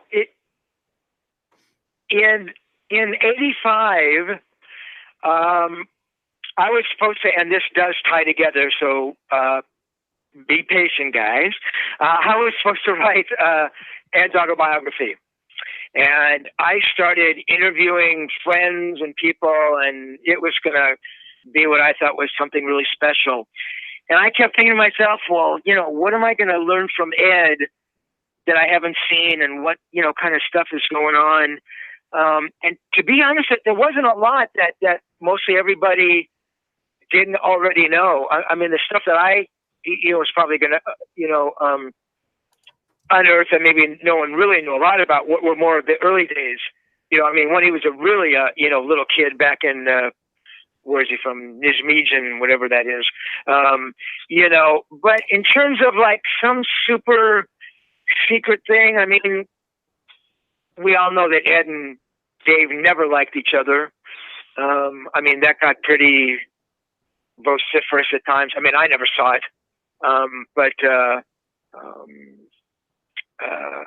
But Ed, for all of that, always gave Dave his due in terms of Dave really being sort of the business mind behind the band and understanding kind of more about the press thing and media and the image and that kind of thing. And obviously we all know that it was Dave's idea to name the band Van Halen. I mean, I wish I could give you some unbelievable dirt that I could reveal here. I can't think of anything. I don't know that I'd want to hear it. I used to play Scrabble with Valerie. Valerie loved playing Scrabble. Mm-hmm. And if she ever hears this, she's going to get mad, but I used to let her win. So my mom was the greatest Scrabble player who ever lived, and I was always pretty good, and Valerie was very good, but I let her win because, you know, because she's Valerie Britton. Happy wife, happy relationship with Ed, you know. Because she's Barbara Cooper, for God's sakes. What's that? Because she's Barbara Cooper, for God's sakes. Exactly. Everybody in the chat, I do not mean drugs. I'm talking about like if Steve maybe had seen, or if Eddie opened up to him about like what was going on with the band, like, oh, I can't take this, can't take Dave anymore, I gotta do this or do that. If he kind of knew something was going down. Yeah, because like in 85, he did an interview with Martha Quinn from MTV, when he gave the guitar to the Hard Rock Cafe, where he didn't, Martha asks, so what's going on with Van Halen? Dave has this record out. Did he leave the band? Is he leaving the band? And all Eddie said was like, to my knowledge, he isn't. And as long as I'm here, there'll be a Van Halen. So is there anything that maybe you could, any insight to something like that you could give us? Like back then, did he know that the band was over?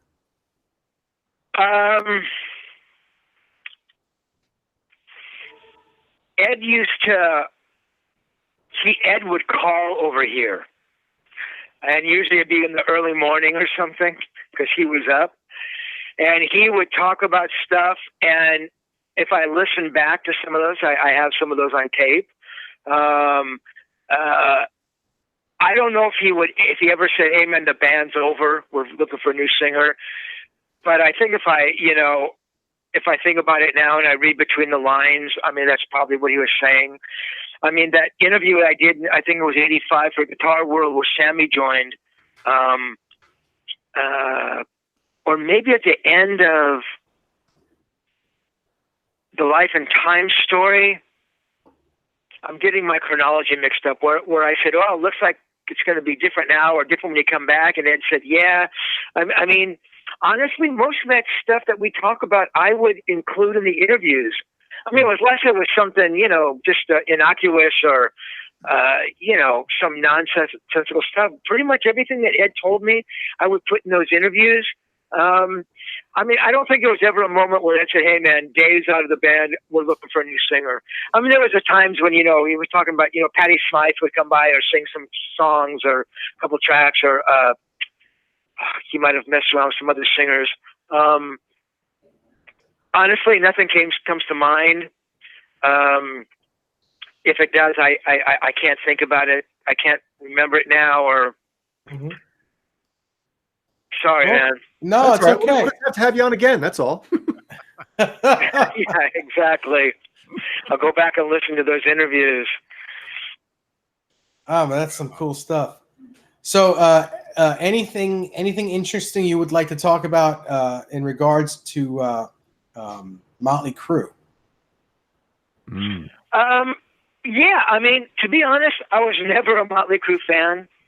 I was never a fan of most of that stuff. I mean, there were some good guitar players. I mean, Warren DeMartini was a great guitar player. George was a great guitar player. Yes. I was never a fan of, Poison or Dokken or, God, any of those 80s bands. And Motley, I just never thought they were that great. First time I interviewed them was Shout at the Devil was just coming out, I think.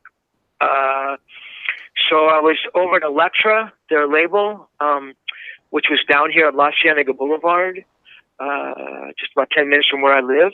And Nikki was there, and Tommy Lee was there.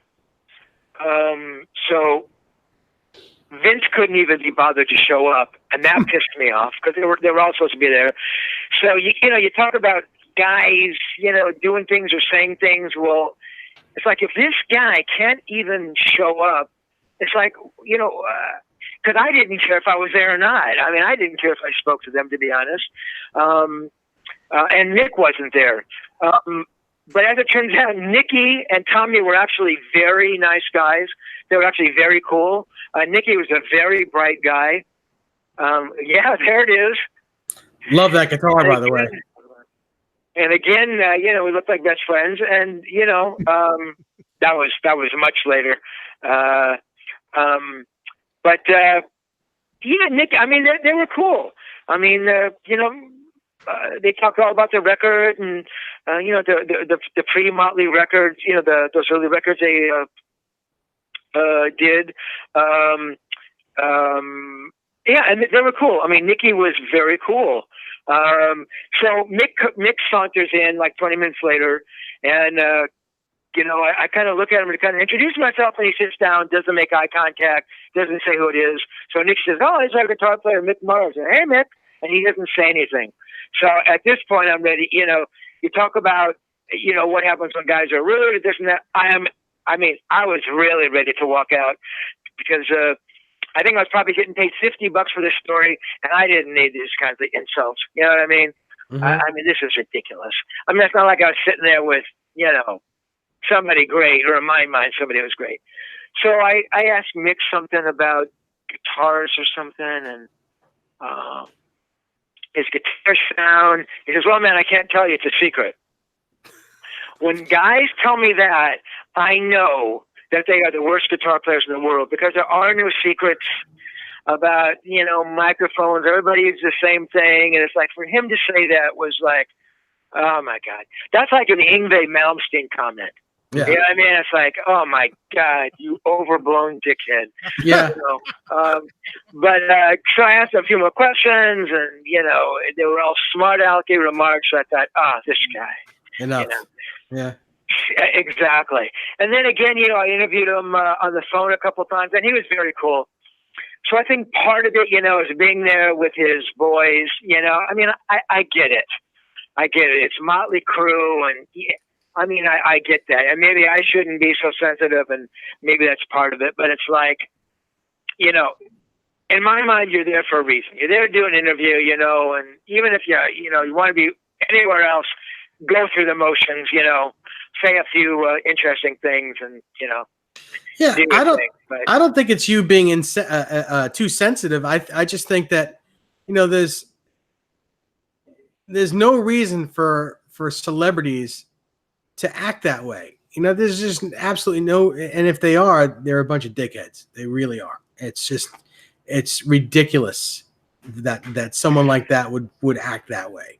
I mean, for God's sakes, he was playing at that time a Gibson Les Paul through some sort of MXR distortion plus through a Marshall. That's what his sound was. You know, it's not rocket science. So don't tell me that it's a secret. Yeah, you know, absolutely. And I'm going to jump subjects here for real quickly. I'm looking at the chat comments here, and I this one guy, Krellbar, said, seriously, this guy is talking about Yngwie being on the Midnight Special, even though the Midnight Special ended in 1981. That's entirely possible. My chronology and memory of when things happened are really bad. It was a televised show, so, you know, in my mind, you know, everything was Midnight Special. And then I go on to talking Scrabble with Valerie. Yes, I was probably years later. So there you go, Krellbar. You're right. I was wrong. My chronology is wrong. But, you know, don't be upset with me for that, okay? Yeah. Yeah. But, yeah. So, yeah, you know, it's like, yeah. Krellbar is our McMars. Say it again? Krellbar is our McMars. Exactly. Oh man, that's so funny. So there was another question here. Hang on one second. And it was a good question. Oh, did you go to the US Festival in 1983? I did.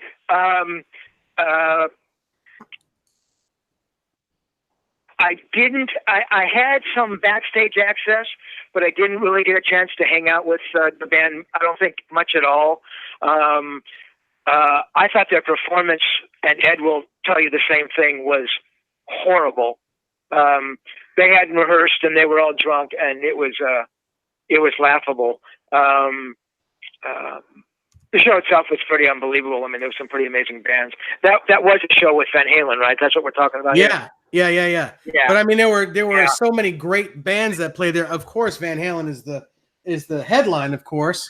But you know, there were so many great bands that played that thing. You know. Yeah, it was pretty amazing. It was pretty amazing.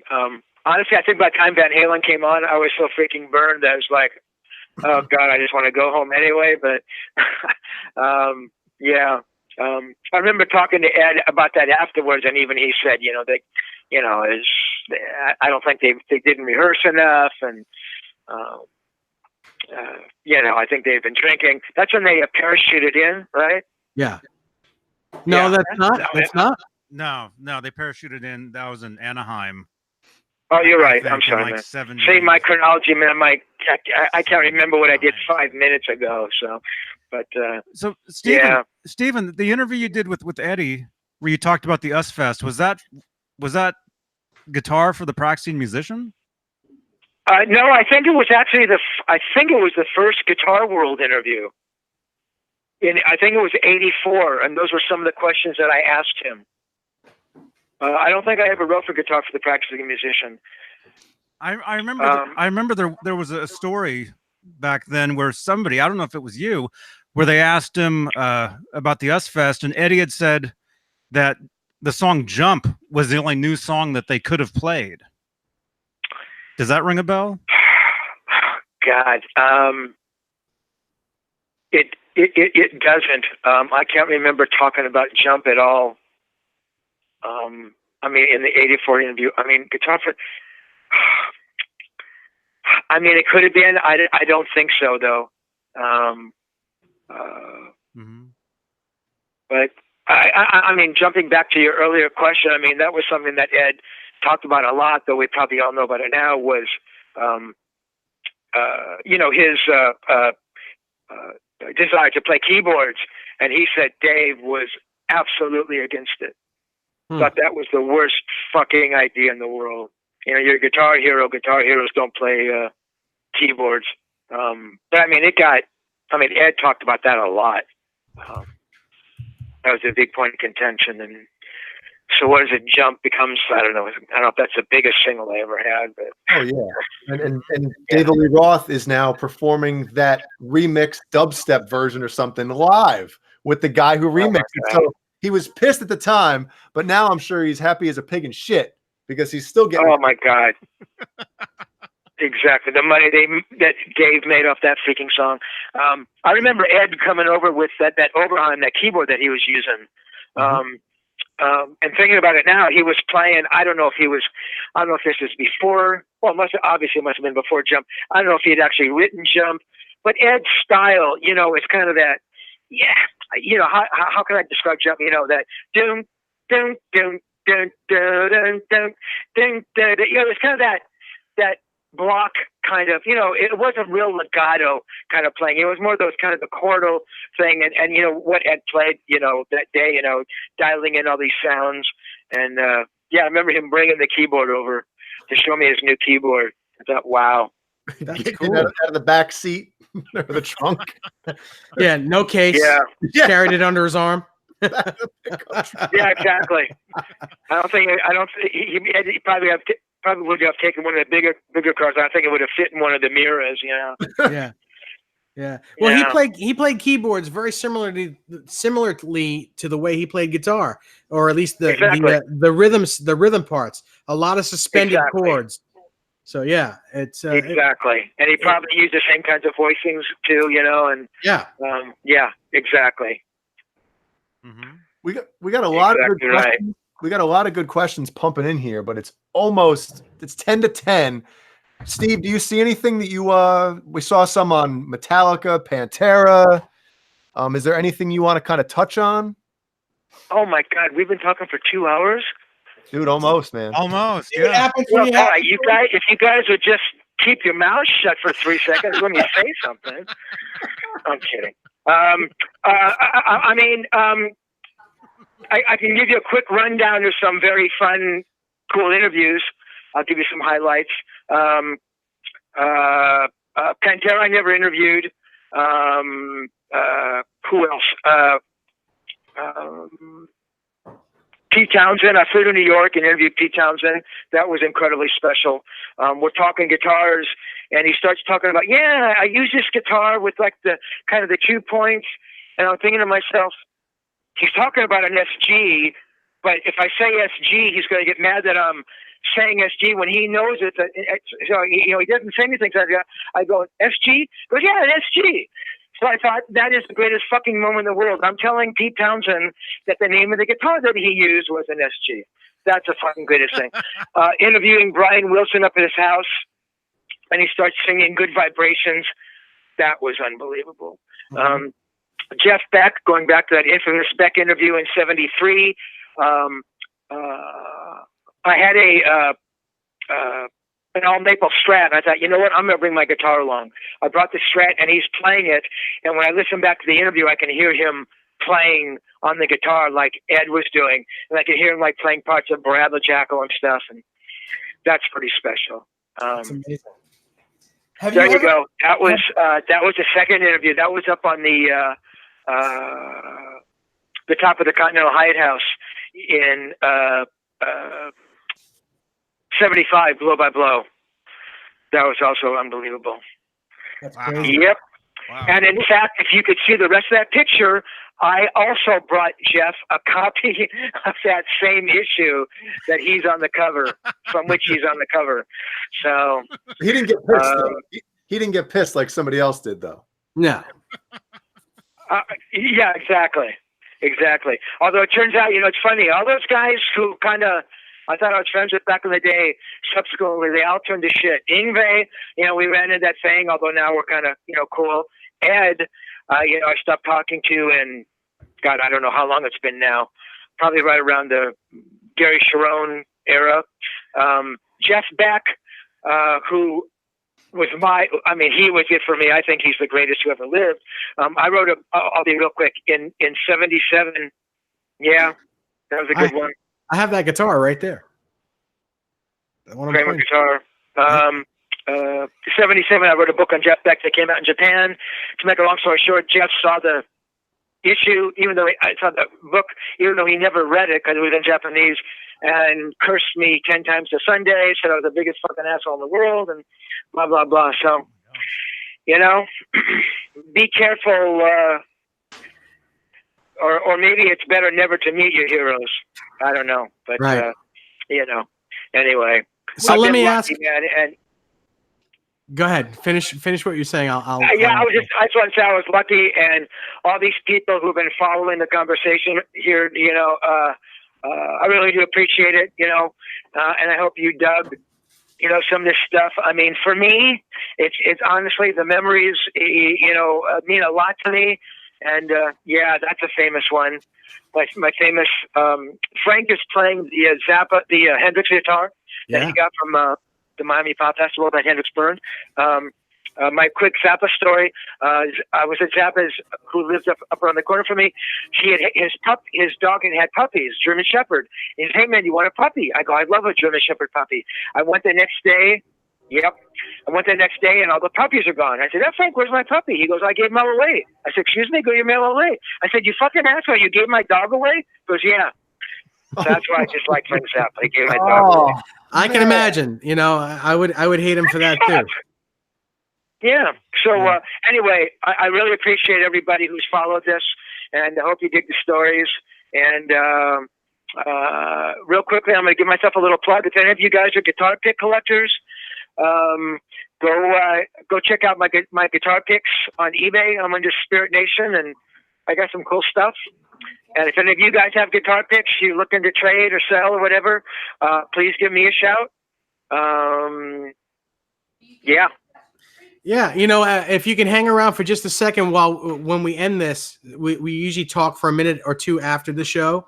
Cool. Like I said, I have a couple of Van Halen picks that I'd be happy to at least give you one. So we'll exchange however you would like to exchange numbers or whatever, email or however. Oh, freaking cool, man. Yeah, that'd be great. I do have one more question if you'd be able to answer it. Yeah, man. Have you ever interviewed any of the Beatles? Excellent question. In 73, I was a year out of high school. I went backpacking through Europe with my best friend, Chris Kinderman. I had just begun writing. I had done a couple things for this. It's kind of a softcore porn newsprint newspaper. I mean, nothing hardcore, it's more like massage ads, that kind of thing that you bought out of, you buy them out of news, that you go and you put a quarter in and lift it up. Yeah. So I was doing music reviews for this guy, Mark Yandel. So I told him I was going to England, and he says, "Hey man, I know some people in England. Let me give you some names and numbers." He gave me names of managers and publicists. So I contacted these people. One of the guys I contacted was a guy named Tony Brainsby. Tony Brainsby at the time was doing publicity for Wings. I called Tony Brainsby. I mean, he didn't know me. I was a nobody. I was some visiting American hitchhiking through the UK and England. I said, "Hi, Tony. My name is Steve Rosen, and you know, I'm a writer from LA, and I'm visiting, and I got your name and number, and you know, I just wanted to say hello." And he says, "Oh yeah, cool." He says, "Listen, the Wings are playing up in Birmingham tomorrow night. Would you like to go up there and sit in on an interview with Paul McCartney?" You know, and it's like, you know, there's no way that this is happening. And I'm hearing this thing, and I go, "Oh my God, yes, of course I would." So to make a long story short, I took the train up to Birmingham with my buddy and saw Wings perform.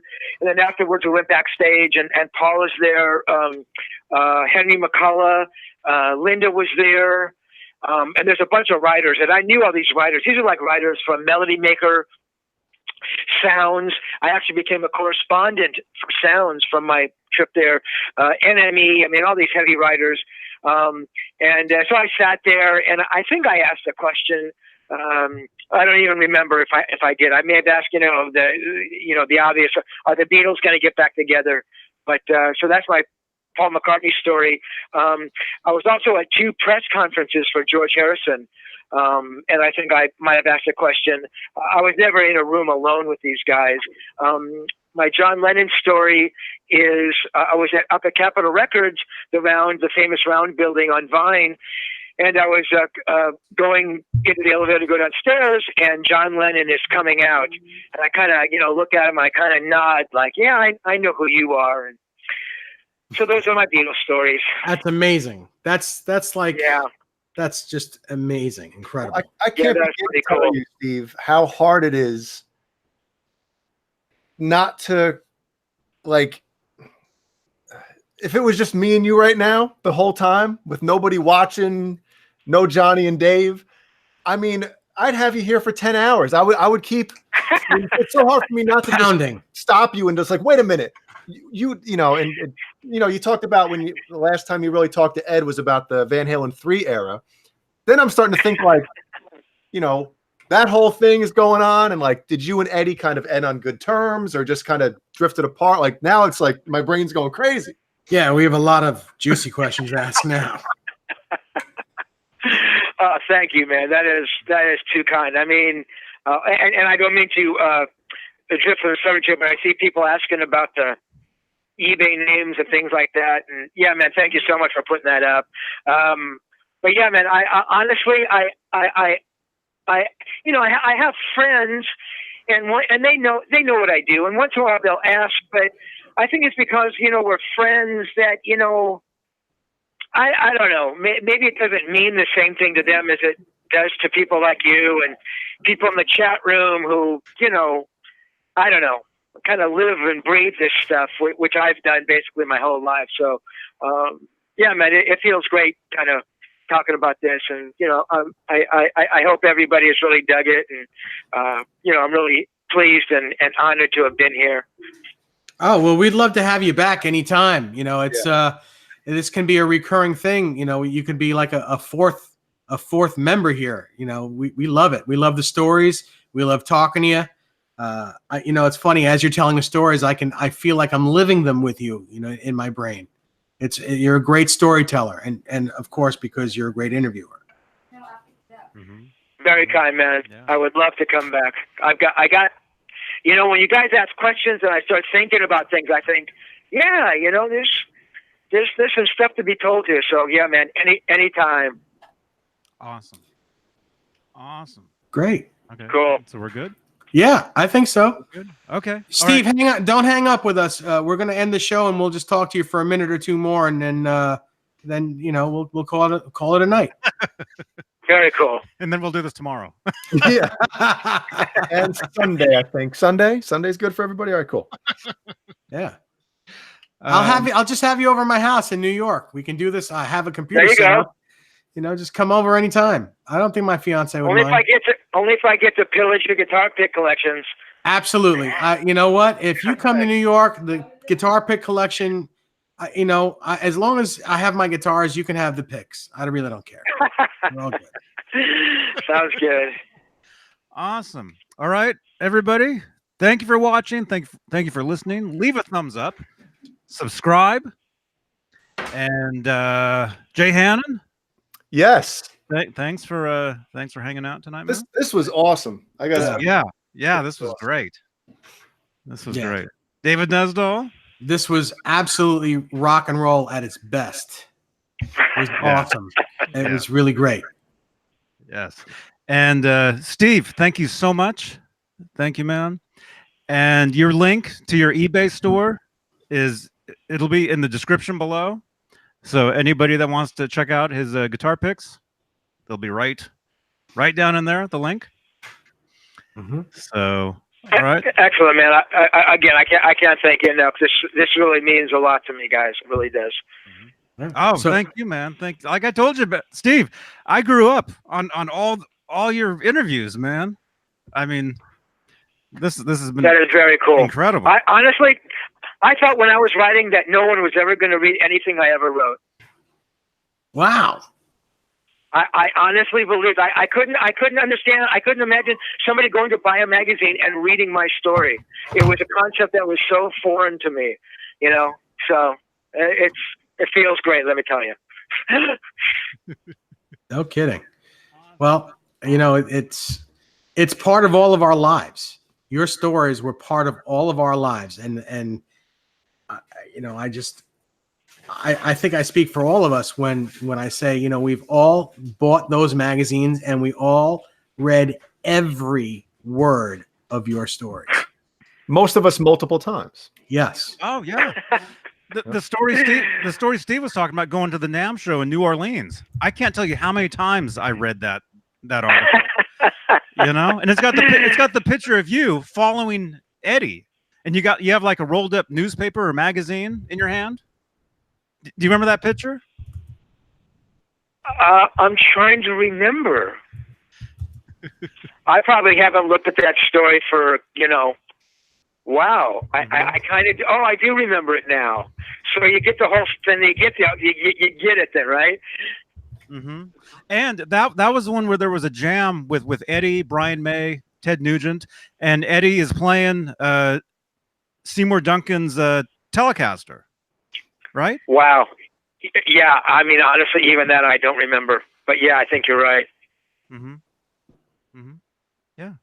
Wow. Okay. Yeah, and they jammed on a. I mean, yeah, it was some, you know, it was like a Johnny Be Good kind of song, or you know, a mountain song or something that everybody obviously knew or something. Yeah, that's right. Oh man, that's so cool because, yeah, none of us know what we see the pictures of them playing, but none of us have any idea what they're playing. Yeah, that's right. That's true. It's amazing. Wow. All right. So on that note, Stephen Rosen, everybody. Wow. Yeah.